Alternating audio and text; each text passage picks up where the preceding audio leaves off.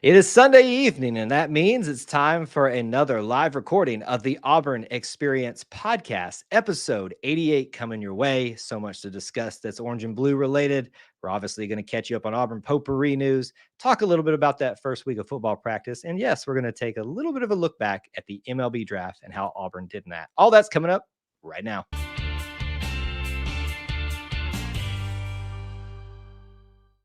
David Housel described it best. We are living the whole of the Auburn experience. You can quantify it, you can qualify it through a variety of methods, times, people, places, things, experiences. But at its heart and at its core, it is all about Auburn sports, Auburn culture, and of course, the Auburn family. Since this experience is about the Auburn family, let's get a few of those members in here. I'm your host, Kyle Loomis. Alongside me, as always, the best co-host in the land, Mr. Austin Scott. Welcome back, sir. Thank you, Kyle. War Eagle to you, War Eagle to our viewers and listeners. Hope you've had a great week, friend. I have had an excellent week. I am realizing very quickly that summer is almost done, even though it doesn't feel like it right now. No, definitely doesn't feel like it, but you're right. I just told you pre-show, my day job is at a school, and we start back this week. And so it is time. But it is that time. That can mean good things too, and we'll get into it. We're getting very close. We got some exciting things this week, folks. I feel like we say that every week. See, right. That's the whole. Let me have a soapbox moment for a second. Oh, we're starting early. No, this is a good soapbox. This is why we call this the Auburn Experience, because and this is no shots at any other content or podcasts out there, but these are conversations that even we have had here at E2C Network. What do you talk about when football season's not there? But when you go outside that little box, there's so much that you can discuss in the Auburn Experience, which has been very well displayed in the Olympics, things like that, all throughout this summer, all throughout this year. So speaking of which, that can kick us off with Auburn potpourri.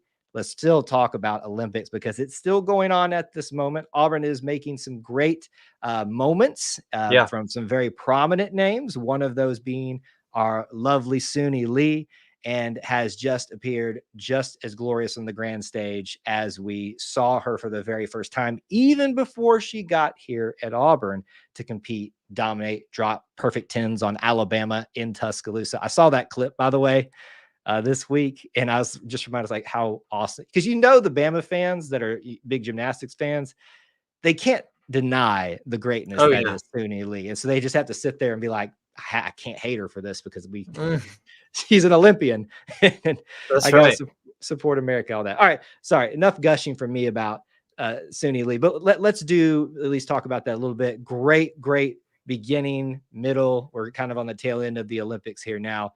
She has gotten a gold with the team in the I guess you'd call it the all-around team events. Team events. A bronze in the individual all-around, and also, as of today, a bronze in the uneven bars. And I believe she still has one more event to go. I could be wrong. She does. I want to say it's floor, or no, it might be balance beam. That would make sense with her. I think it's balance beam. So she's got a chance for one more. But yeah, it's really cool to see. We all were big fans of Suni in 2021, right? When she was coming to Auburn, but she was not in Auburn yet, and really had made herself known among the Auburn community in person. Now she's one of us, right? One of us. And so it's awesome to see kind of from the Auburn experience part of it, see them rally around her. We have all seen the clip. I had it up at work during the team event and heard it live when she said, or I guess the individual all around, when we heard the War Eagle from the crowd, and I like froze and I looked over at my screen. I was like, I backed it up, and sure enough, I mean, a War Eagle moment on international TV for Suni Lee. It doesn't get any better. It was pretty awesome. It doesn't get any better in watching her have such great success as a team part of the team, but also individually. But it doesn't even better just watching the Auburn experience come to life, as you said, on the international stage and at the Olympics. So we're super proud of her and how she continues to represent herself, our country, but of course, us within the Auburn family. That's right. let's talk about individuals that we have had the opportunity to start adding to the family in the commitment process. You and I spent a lot of time last week discussing Big Cat Weekend and the amazingness that it was. But even you and I underestimated maybe how much longer the effects of Big Cat Weekend, Auburn football's big recruiting event during the summer, was going to pay off even down the line. Austin, and unless we're misremembering this, we had talked about 6 individuals that had committed to the Tigers on that show. Go back and check that out if you haven't. Some good analysis there from my good friend here too. I have to say this, 3 more commitments from Big Cat Weekend, folks. Think about that. That's incredible that we're here sitting there discussing today. Anquan Fagans was the first one, I believe, or Derek Smith maybe was the first Derek one. Smith, right. Then Anquan Fagans, and then Jared Smith. So not only are we just adding Smiths left and right, we just keep adding people left and right. Austin, are you shocked? Were you expecting this? Some of both. I think that there was a lot of the tea leaves, if you get into that, was looking toward another big week continuing for Auburn. Derek Smith, obviously the flip we kind of alluded to last week in our show that sounded like it was coming. Fagans on Monday night and Jared Smith Saturday. The train just keeps rolling, and I think it's pretty cool to see the effects of Big Cat Week and that Auburn continues to be the national talk in recruiting, and things look like they're moving in the right direction. So I think, are we done yet? That's the question we keep asking. I don't think so. I think you're going to see this momentum continue. And the hope for Hugh Freeze and the staff is that you get a good season, and the season only builds on that momentum, and you just keep playing that game of how far can you take it. Yeah, you just see how far it can go at this point, because I don't believe we're done yet. And there is one other question, Austin, that I have to ask in relation to this. Were you aware that in-state recruiting doesn't matter as much anymore?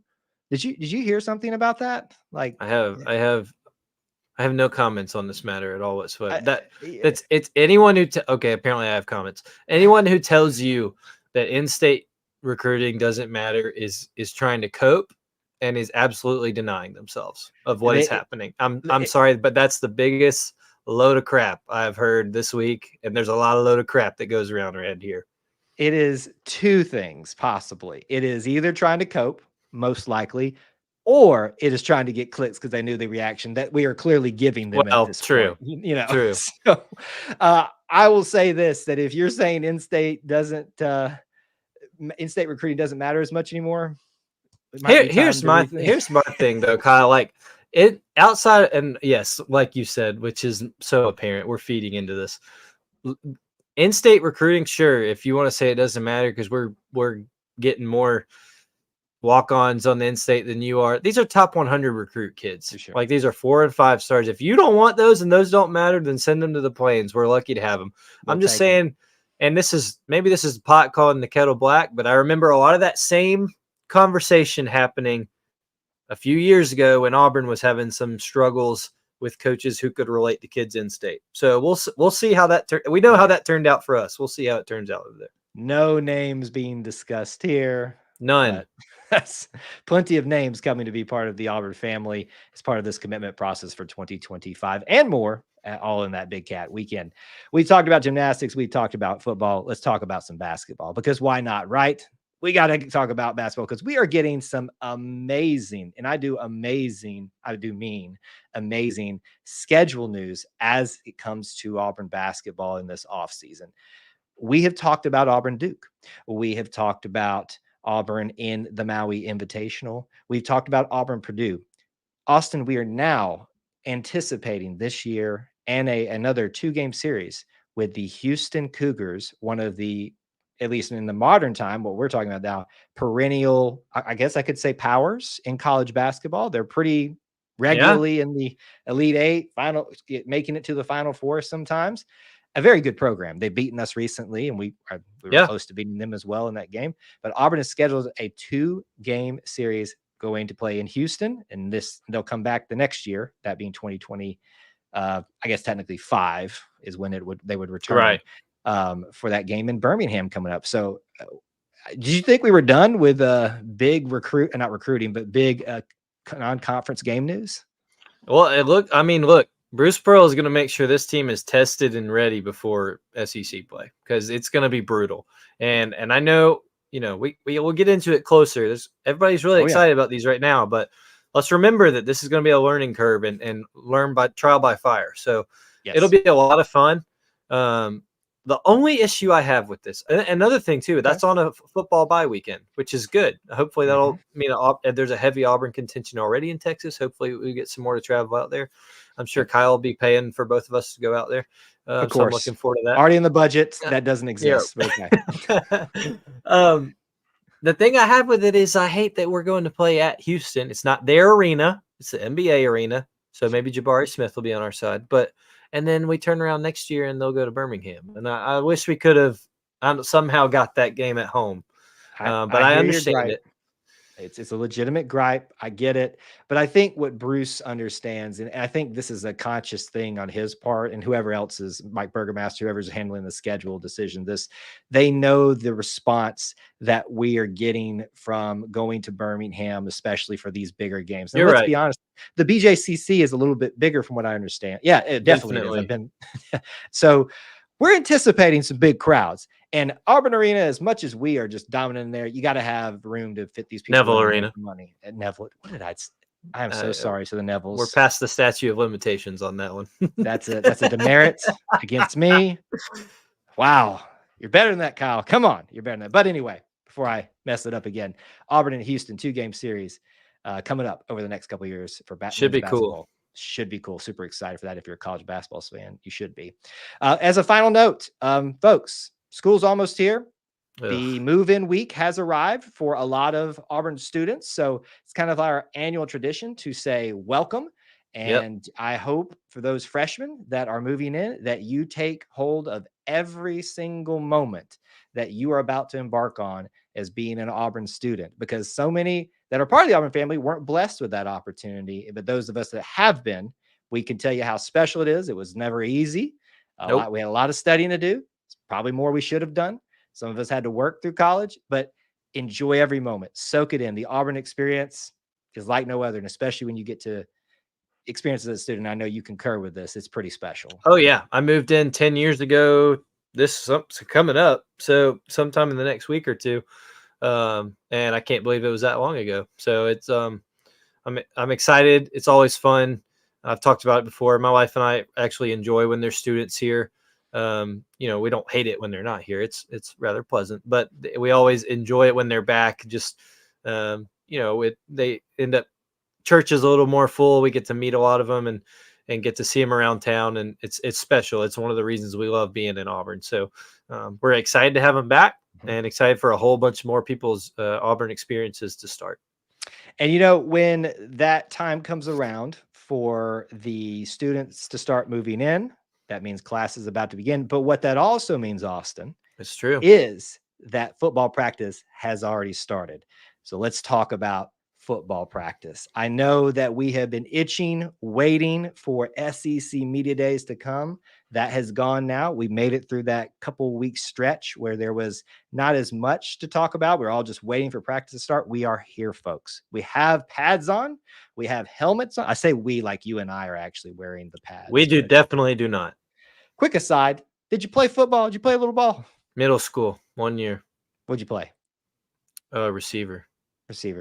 I kind of pegged you for that. Either that or Will Hastings type. Oh, Will Hastings. Didn't like getting hit. No, just because he's small and white, not any talent. I was thinking speedy, elusive. Yeah. Not very big. When you realize he's run past you and he's wide open with Jarrett Stidham throwing to him, that's a deadly weapon. Yeah, didn't happen very often. 1 year, and I was like, this isn't very fun. My head hurts. Well, our heads don't have to hurt because we just get to watch them bang the helmets together and have hopefully a good time out there with the start of practice. We are underway. It looks like for the most part, they are practicing most days of the week, aside from I think Sunday they may have been off or something like that. But there's basically practices happening every day, probably up until the not only the fan day event, which we'll talk about on the back end here, but when classes actually start in a week and a half's time. So this is the time for them to start grinding and stuff like that. So let me give you the floor first, Austin. What were you able to see? What were you able to glean? What do you take away from this first week of practices? Yeah, I think that I haven't seen a whole lot, to be honest with you. I've seen a little bit. I listened to the main press conference pre the first practice from Coach Freeze. I mean, I think he expects a lot. He expects a lot in his second year from the team as a whole. He talked about being crisp. He wants things to flow and go, as well as he expects from the jump. And I think I recognized that from hearing him talk about Peyton Thorne and talk about how they're more in sync. It's year 2. In case you wasn't sure, Kyle, he's year 2 of a transfer quarterback. Look it up, and folks. so Year 2. I'm just saying. And so I think that's not coach speak, but it's pretty understandable to expect that. And then, we posted a TikTok of it on our E2C accounts that I heard all about the receiver class, and rightfully so, with the pictures and clips coming out. There's a lot of expected of that group. There's a lot expected of some of them individually more than others, but there's a lot expected of that group. And so far, it sounds like they're doing pretty well. It's a long way to go. It's a long way to get there when we got in-season games, but I think that's everything you could want out of at least what we're hearing first and foremost. I want to get to more, not necessarily substantive stuff, but we got to address the hype things and probably what is the biggest story and biggest not question mark, but excitement piece for Auburn fans. That's the wide receiver room, namely Cam Coleman. And the Auburn creative team knew exactly what they were doing. Oh, when they released the one-handed catch photo online. I think it was last night, actually, is when they posted, maybe 2 nights ago, something like that. Very recent. Yeah. They know what they're doing. And they also, the coaches that probably know what they have. So as we made the little funny joke in our TikTok or reel, whichever you watched it on, I have been one that's been waving the caution flag of let's not put the too much pressure on this kid and the expectations. Let's not Aiden Holloway this kid, all right, before he gets a chance to show us what he can do. Yep. But he's not helping this situation, nor is the Auburn creative team helping this situation. We have flown past the third base coach holding up the stop sign for us. We are full on sprinting. I mean, it's inevitable. And I think if he had been here all summer, I think you'd be saying the same about Perry Thompson. I'm gonna be honest with you. That the pictures already of him look huge. Coach Freeze said he looks like what an SEC receiver should be. Right. And so there's a lot of hype being put on these kids, and it's going to be really fun to see how they handle it. Hopefully it's going to be meeting those expectations and then some. Yeah, I think obviously a lot of those expectations are put on by the fans, on themselves too. And I think the coaches have clearly, Coach Freeze says he expects a lot of these guys calling. Some of them already look like they're ready to have significant playing time, if not start. But the hype train continues to build, and we just started practices out there. One of the things that I found is not so much interesting, but just of note, was during the press conference this week. Coach Hugh Freeze talked about how different year 1 to 2 has already felt. And he's been very quick whenever these kind of conversations came up. And he said this week during the press conference too, let's not focus so much on last year and what didn't work. Let's talk about what we're doing now and what we're moving forward. And has said, whatever didn't work ultimately falls on me. So this should not be perceived as an opportunity for people to place blame, things like that.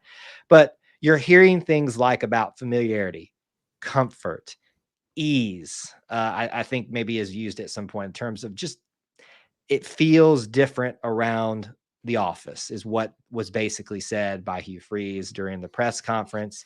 And some of that he alluded to is his familiarity with people like Derek Nix now, having him as the offensive coordinator. Some of these people have been together as a unit for more than a year now. So you got to be encouraged that not just the coaches, but the players are feeling this too. And it's starting to kind of really, I think, show out in the way, we'll call it vibes around the team and the way the practice started, at least this week, I think. Yeah, I think you're right. And I think that, with anything, the longer you're in it, the more comfortable you become. I think that's definitely the case and kind of what he means here. But I think you're right with Derek Nix and DJ Durkin as his coordinator hires. It's not just like he's hiring 2 more coordinators; it's hiring 2 more coordinators and knowing where you've been in the last year, and that he has a year at Auburn under his belt. Obviously, with Derek Nix, he worked with him at Ole Miss, is very familiar with him. And so that has to feel good. I think we talked a lot about that when Derek Nix was hired. It is important to get guys that you trust to do the things you want to do on the field, but also set the culture you want inside the locker room, inside the facility, and all other aspects. So I think that's probably what he means by that. But all those things are good things. I think all those things will help translate to what you want on the field. It's certainly translating in the recruiting world, but I think that the more familiar and comfortable that team and coaching staff feels, the better set up for success they can be. Yeah, and if you're wanting to get a more of a perspective other than just like clips and stuff, we are putting up when they become available, the press conferences, the interviews for coaches and players. Yeah, watch it. Austin and I are big proponents of this, folks, whether we're talking about practice or we're talking about in the middle of game prep for a game week. These things, especially with someone like Hugh Freeze, who's sometimes to a fault very open with, and he's admitted that. Listen to these guys. This is going to be something, so you don't have to ask these questions and be part of a narrative that has mainly died off. Hear it straight from the horse's mouth. Straight from the horse's mouth. Peyton Georgia starting quarterback. Get over it. Kind of thing. But it's nice to hear that continuing. And I would encourage you all to listen to these press conferences. One thing about fall practice that I think is always important to note is who is good or not good health-wise. Thankfully, from the first press conference to this point that we know of, it seems like the team's largely healthy, save for a couple of people. Tyler Scott, who is a defensive back that got hurt in the middle of summer, is still been out. That's already been announced. They didn't really necessarily address that again, but just put that of note out there. We know about Alex McPherson, who has been dealing with this gastrointestinal issue that's kept him sidelined literally for the summer. Seems to be moving in the right direction based on what coach said. And then I think it was Tyler Johnson, maybe offensive tackle. And maybe I have that wrong, but I think it was him maybe that said he had to be held out for the first 2 practices just for some like running and stuff like that. But he was going to be all right. I missed that. I think that was it. Other than that, do you know of any other injuries? Like, I'm knocking on wood right now. Are we good? Well, yes. And I know you're not missing it. You're just because we've covered it before. Brian Battie obviously will not be with us this season. I know you're not missing that. We've discussed it. Thank you for saving me from the people that think I am. That's exactly why I did it. That's what a good co-host does, is fly cover. You are, hey, you know what you are? I'm the strong safety flying up that just looks like an idiot. You're the free safety catching the guy coming over the top to save you. Thank you. I got you. Thank you. So obviously Brian, and we continue to think about him and have him in our prayers. But you're right. I mean, knock on all the wood you can find. But things are relatively good so far. Now look, somebody's going to get hurt and God forbid it's something very serious, but it's a physical game and you want them to be physical in practice so they're as ready for the game as you can. But so far, week after week 1, it sounds like it's pretty good. It does. It does. So obviously this is just the beginning of practice. I have one more observation I want to ask you. Drop it in. How do you feel about the blue pants, Kyle?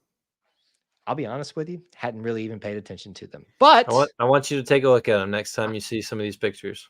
Now that you mention it, that was in the back of my mind. It's not something that I tuned in. They're not new. Those have been around, but I will tell you this as a uniform traditionalist, I don't like change. Sure. So if they want to do it in practice, have fun with it. Y'all go wild. If y'all just want to have tiger striped up and down all around uniforms, go for me. But when y'all come out in the field, it better be white pants and either the white or the blue tops, and you can have white face masks. That's it. That's only white face mask. That's another conversation we'll have to get into.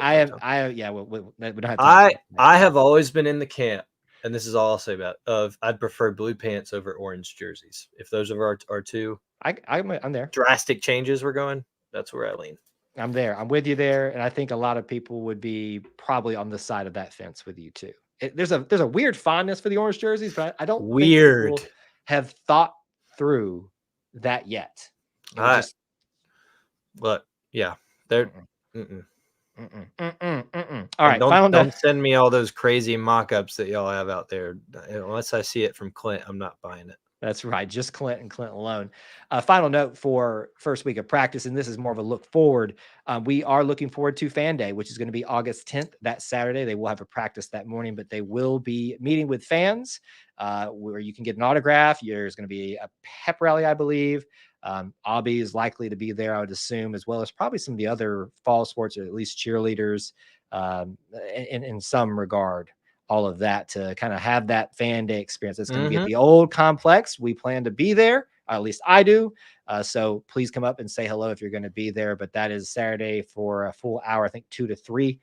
And I'm looking forward to that. I hope you guys can come out. I don't know what Austin's schedule is with 2 twins, but at least you will have one representative there to cover it and check out highlights from. But that's something to look forward to for a completion of the first full week, I guess, of fall practice. Yeah, we've talked about it. We're going to check out the weather, see what it's going like. It's always fun event and a little more taste of the season that's on the way. Just a taste, because this is only the first week. Still many more to come, but it is inching ever so closely, folks. The season that is complete, though, Austin, and has been for quite some time, has been baseball. And to be fair, you have to remind us. Listen, but we're going to talk about good things after the season. Know. Okay, listen. This is don't get down in your feels about how. Let's not. Okay, we have been putting off this topic for a few weeks just because we've had a lot going on. SEC media days, fall practice, Big Cat weekend. They literally have not given us a break. But we want to do our justice here at the Auburn Experience of giving you some coverage of the other programs, especially when it's warranted. And I think, especially in a year where Auburn baseball, they know it more than anybody, did not have a great year. We need to talk about the good things. And you're going to be all right. You're going to be able to make it. do we need to go to counseling about this? I thought we were done. I'd taken it out of my head. We ain't done yet. We ain't done yet. With Auburn baseball of 2024, we better be done. Well, we're going to talk about the conclusion of some of our former Auburn baseball players. Yes. Their careers. We need to celebrate these things. And I think it's a good reason to kind of pause for a second and remind everybody that this season for Major League Baseball, we have seen a ton of Auburn guys get their step up to the big leagues. What are we at, like 61 or 62 now that have made it officially to the Major League? There were a couple right there back to back that threw off the number. But you're right in there, 61, 62, 63, somewhere right in there. And a lot of those recent ones have been under Butch Thompson. So for those of you, if you're somehow in that camp that Butch Thompson needs to have something done with him because of one bad season, we need to have a discussion. Let me submit this resume to you. Yes, let me submit this resume to you. In fact, I was going to say this to the end, but I'm going to go ahead and drop it now since it's part of the conversation. 22 pitchers, 40 players drafted under Butch Thompson. Under Butch Thompson. We're not talking about total. We're talking about just under him, folks. Now, some of you are going to say that number sounds great because there's tons of baseball players that go every year. They have like 50,000 draft rounds. Sure. But that's 22 pitchers, 40 players overall that have gotten drafted. The majority of those being pitchers. So we are able to get people to the next level, to the minor leagues at the very least, but to the major leagues. And a lot of that has happened recently, especially under Butch Thompson. So let's talk about the new wave. It wasn't the most prolific MLB draft in terms of who got officially drafted as part of the current team, but we do have some future prospects to talk about and some people that got signings. So let's start with our people that got drafted. Chase Alsop in round 4, pick 127 to the Baltimore Orioles. And then Tanner Bauman in round 9, pick 271 to the Yankees. Boo. Oh, wow. Sorry, a little biased. Didn't know we were going to get a Yankee boo there. The Yankees are like the Lakers. They're like the or it used to be like the Avalanche or the They've got the money. Wings. Yeah. Like that's the stars, right? You know, sure. Nobody likes them except those fans. And then Will Cannon in round 12, pick 359 to the Cincinnati Reds. So those are your three guys: Chase Alsop, Tanner Bauman, and Will Cannon, all pitchers. I think these are probably your guys that you expected if they were going into the draft to probably get their name called. Yeah, for sure. I was hoping to see Chase also maybe a little higher. I think he was probably projected a little higher from a lot of people. But you can't go wrong with the Orioles. They have hit on a lot of their draft, I guess, scouts is what you would say, in the last few years. And so that seems like a place he can do well and hopefully get to the big leagues pretty soon. The other two had good Auburn careers, and I think that there's a lot there these organizations are hoping to get out of them once they get in a professional setting. So yeah, those three guys obviously all had really great careers at Auburn, and did their time, and we're looking forward to hopefully cheering them on to be the next 68, 69, 75th Auburn major league player.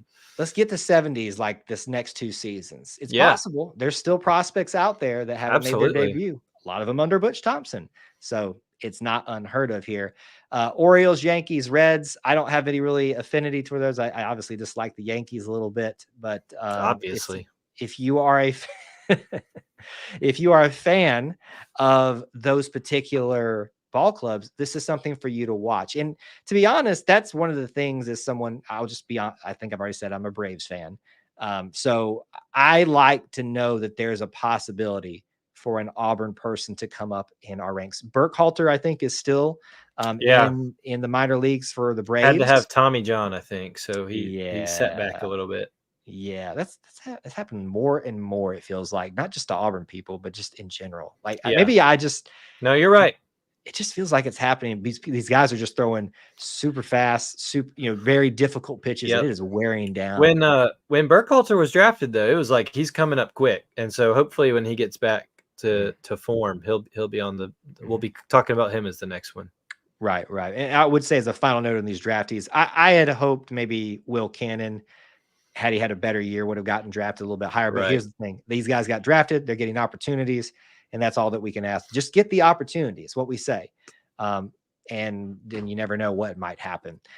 Prospects that are supposed to come to Auburn. And I think, if I'm not mistaken, all 3 of these I'm going to mention have either confirmed that they're coming and or have not accepted their deals, a deal with their clubs. I double checked you today when you sent me our notes, and they all 3 are coming to Auburn.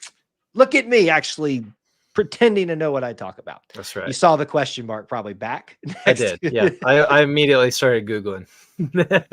So the big one, right-handed pitcher Connor Gatwood got drafted in round 19 to the Angels. He came out very quickly. Big one. Yeah. That he's coming back. I have to believe. I mean, he did get drafted the 20 rounds. I said it was 1 billion rounds earlier, but 20 rounds is really what it is. It used to be more. It used to be more. If you get drafted that low, you probably do consider coming to college, but you still got drafted. So you just never know. But I have to think that Connor probably looked at the pitching this year and says, you know what? I probably have an opportunity to play very quickly. Well, and like you said, if you're that low, you're looking more toward college. The MLB draft is very weird with how you can pay guys over what they're slotted to make to try and convince them a little more. I think that, in round 19 to 20 area, NIL has a lot to do with that these days. Like the playing field gets evened a little bit more. So Connor Gatwood being an Auburn Tiger is really big news, and great to hear that he's confirming that he's going to be on the Plains instead of whatever minor league place the Angels would send him to. I know. Where would that be? I can't. There's a million of them. Probably some podunk town. Offensive. I almost said off like a football position. Outfielder, Demarion Terrell, round 19 to the Blue Jays. He will be coming to play at Auburn this year. And then we also have Chase Fralick, round 20 to the Padres, a catcher. Maybe the next wave after Ike Irish. Who knows? Maybe so. He will also apparently be coming to be a part of this future program. So we are juxtaposing this to a year where Auburn was completely gashed by prospects getting drafted and choosing to stay with the teams that drafted them. Whereas this year, at least the ones that we're particularly talking about right now, have all chosen to do that. And one at a very key position that needs to improve this year. So that at least has got to give you some hope that things are going to improve, right? Yeah, no, absolutely. The guys that you not bank on, but hope to get to campus are all coming to campus. You don't have to play the what if game. So I think that's big for Butch Thompson. I'm sure he is thrilled. I can't imagine, it's so different with any other sport because you can't go anywhere straight out of high school for now, that you would have to get a guy to commit and then still wait for the opportunity. They might not come to you. And by then it's too late. Right. So to get anybody else. So it's big. I'm really excited about all three of these guys. I think all three of them are positions that can help Auburn and help Auburn quickly. So it'll be good to see them on the Plains. And we would be remiss if we didn't give a shout out to those guys that got free agent deals, essentially, or opportunities outside of the draft. Cooper Weiss is going to go play, or he at least got an opportunity thus far to participate with the Padres. And then Christian Herbolz, another pitcher, got the opportunity to go participate with the Orioles. So a lot of Orioles, well, two of them at least. Two Orioles and two Padres. Wow, that's well, I guess he's Chase Frelick isn't going to the Padres, but but they at least drafted him. So there's a lot of American League interest in Auburn Tigers. Look at you. I know what do you think? I'm not a baseball I know fan? you do. I know you do. I'm just saying couldn't tell you the Braves record this year, but they're on a good trend right now. They lost today, but they're on a good trend. This is going to turn into the Braves podcast somehow. I'm going to need to flip my room around. Just like start turning. If I flip that way, that's a whole nother mess that we can't make. There's very little way to correlate that to this back here. Oh, just give us some time. I'm sure we did. Try. We did do a segment about it at the beginning of the summer where that's true. We related it back to. Anyway, I forgot about that. Anyway, tangent city. So there you have it. The MLB draft for Auburn, a few weeks delayed for us addressing it, but just a big congratulations to Chase, Tanner, and Will, especially after the year that they've had getting drafted, getting their opportunity. We're going to be watching you guys as you continue, and hopefully we will be celebrating whoever else comes up next, but hopefully those three guys making their way through the minors and getting that shot at the big leagues, because that is such a cool moment for all those baseball fans and people who grew up playing baseball to come through their love for Auburn to get that shot at the next big level. So we'll be watching for that in the future. That's going to do it for episode 88 here on the Auburn Experience. We appreciate you tuning in to Potpourri, to Practice Talk, and of course, somehow, some way, still baseball talk in the middle of the summer for us getting ready for football. We appreciate you tuning in. Keep up with me on X if you'd like to, at Kyle Loomis 24. Where can they keep up with you, sir? Yeah, at Austin G. Scott, X Instagram is coming soon, folks. Thanks for joining us for episode 88, dedicated to the late, great Terry Beasley. There it is. I was wondering if you were going to work at it, and you did it. And that is why you're a great co-host, sir. So thank you for reminding us all of the late, great Terry Beasley. With that being said, thank you so much for tuning in. Until we talk to you again, War Eagle. War Eagle. All right, folks, that's the end of our recording session. Thanks for sticking around. We are now moving into a Q&A portion of the show.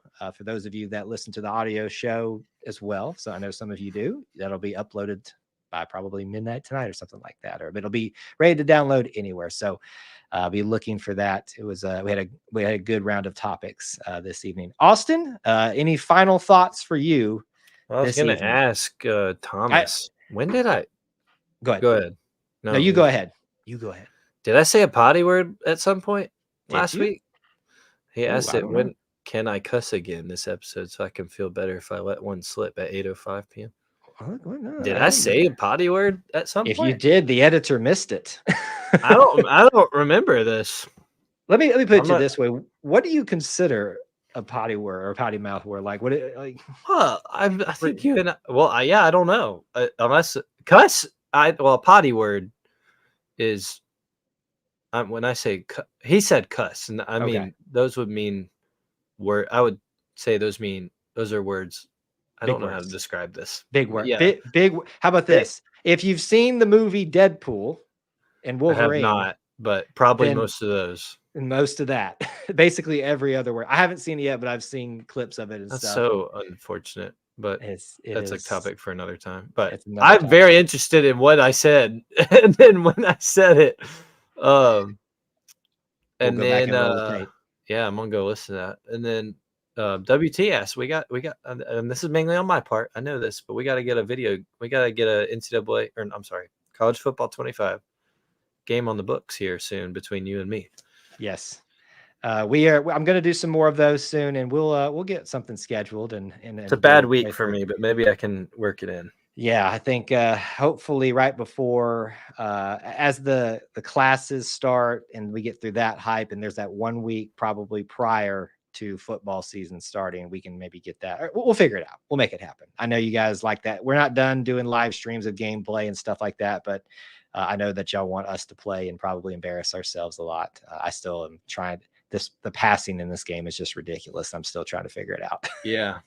Thomas says I did. I'm gonna have to go. I do not remember that, and if you don't remember it, that's gonna make me. And I feel like my wife would have told me. So I'm gonna have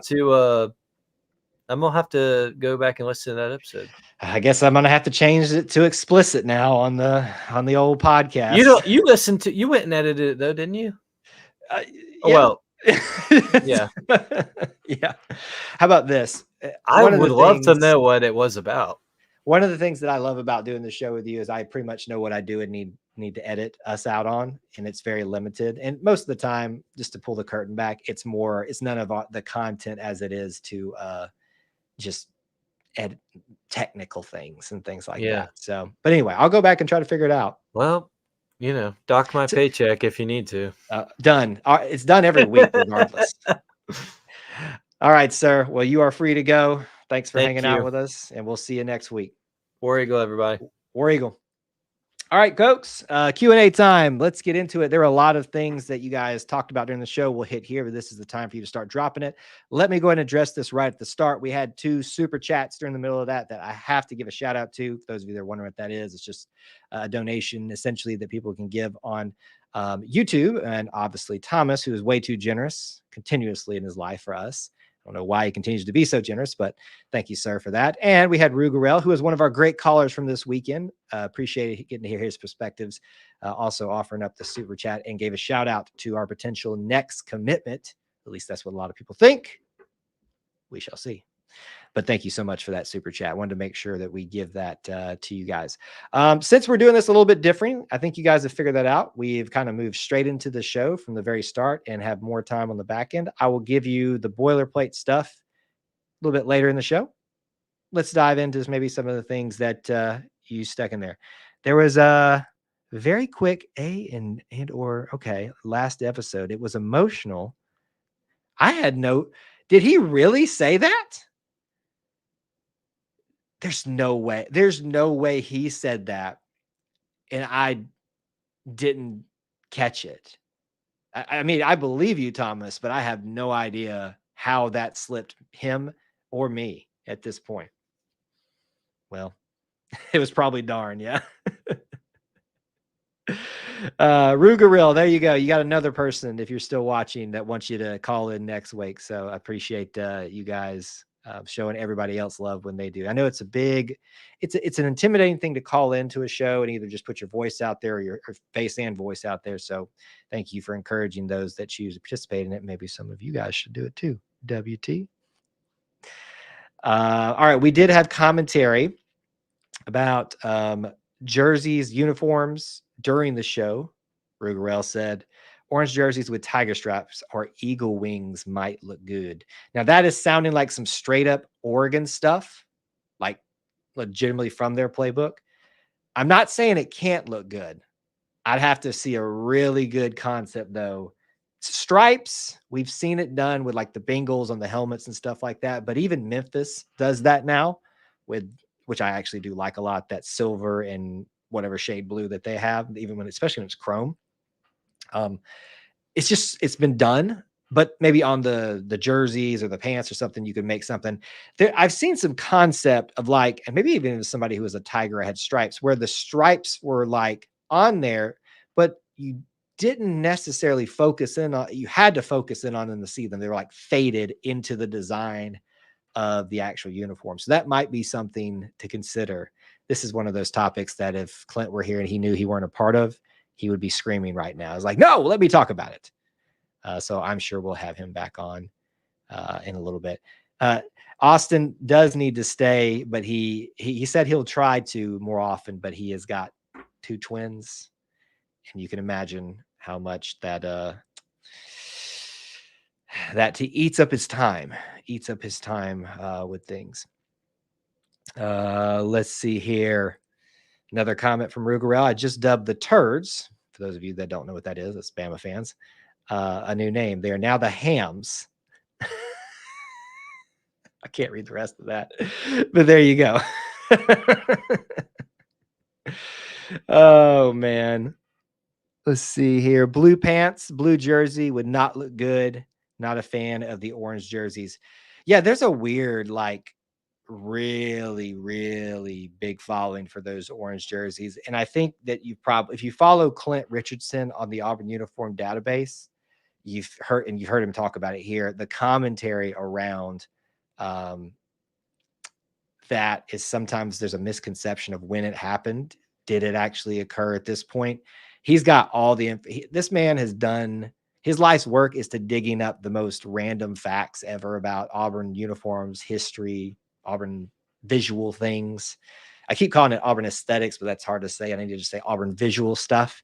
And if he says it, there's a strong chance that's the real story. So if you're interested in that, auburnuniforms.com, just type in Auburn Uniforms database, orange jerseys, and they'll come right up, I'm sure. I do need to atone for the sin of saying Auburn Arena and not calling it Neville Arena, and I will work hard to earn back y'all's trust and favor for messing that up. It's something that I harp on for a lot of you guys, and I made the mistake tonight. But you can understand a few slip-ups every now and again, right? That's just how things go sometimes. That's just how things go. Okay. Other comments, questions, topics? Let's see here. David says we have the best uniforms. Don't mess with the best. I'm fine with subtle changes like the additions of the face mask variations, but outside of that, you're going to have to really convince me, like have something really good reasoning for why we should do that. Thomas says to me, you would have to change the helmet color to make the orange jerseys work. I'm not about it at all. I see what you're saying. I think that's really it. To do the orange jerseys, you do have to almost have a different helmet to go with it, or at least color variation. It doesn't, in my mind, I don't see how it looks that good. It looks almost very Clemson-like too, and I don't like that. So I don't really want us to go there. But that's just my opinion. You don't have to agree with it. You don't have to agree with it. Okay. Let me give you what's coming up next, and we'll give you opportunities for final thoughts, questions, comments, and before we kind of start rounding out our time here.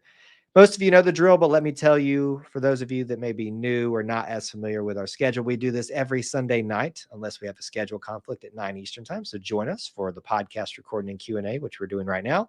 The next scheduled, this is only the scheduled times and scheduled content, Auburn Family Night, which is at 8 p.m. every Wednesday night. You can call into the show, be part of the show. You are the puppet masters. I am the puppet on that show. So you get to, kind of like you're doing here, dictate how we go, where we go, all that kind of stuff. So don't miss it. 8 p.m. on Wednesday evenings. We will have tons of content out this week across everything. Home base of YouTube, Facebook, X, Twitter, Instagram, TikTok, all kinds of stuff. We are getting player interviews, practice footage. We are having our segments put out for the show. Who knows if we're going to have another commitment. Folks, if you're not subscribed, if you're not following wherever you're seeing this and other places as well, even on the audio podcast, you are going to miss out on some content from E2C Network. So the best thing that you can do for yourself is to follow, subscribe everywhere. And of course, we appreciate you telling a friend about what we do here so they can become part of our little family within the Auburn family. All right. Final comments, questions. Let's get them here. WT says, can we all condemn Clint Dustbuster for pointing out the small white part where the stripe does not meet the pants? Those of us who are OCD are driven crazy for that. I had forgotten about it, and now I will not forget about it anymore because of what you said. So really, it's your fault now, WT. But yes, the original person to blame is Clint. But this is why we love Clint, right? because he has these nuanced things that only he focuses on and can pick up on and bring to our attention, the good and the bad. But yes, if you would like to condemn him for that, sure. But you are now, I think, the official Dustbuster because you have the Dustbuster t-shirt. Little inside softball there for those of you that haven't been around for a while. Brian asks, any news on Chroma, who is the running back potential commitment? Ryan, you've been around long enough to know that I don't spend a lot of time worrying about the guys until they commit. So I'm not going to have any news on that ever. It's just going to be a flat out. If they haven't committed, I'm not going to know anything about them aside from every once in a blue moon where I get a little bit of a tidbit sent my way, which does happen from time to time. But unfortunately, I'm not going to be able to help you out in that way. But what I did see was some of our media members talking about who may be the next commits coming up soon, and he was one of them. So that's a possibility. If our normal media beat are starting to kind of talk about it, that kind of sends you a little bit of a signal of maybe what to expect.